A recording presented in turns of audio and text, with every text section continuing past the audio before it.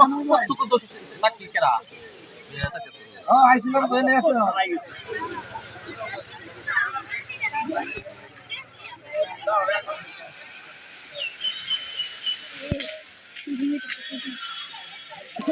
চলে দেখা যাবে দাও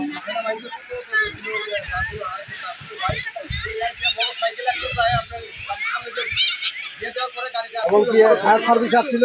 পুলিশের লোক আসছিল ওনাদের কাছে ওই চুরগুলাকে দিয়ে দেওয়া হয়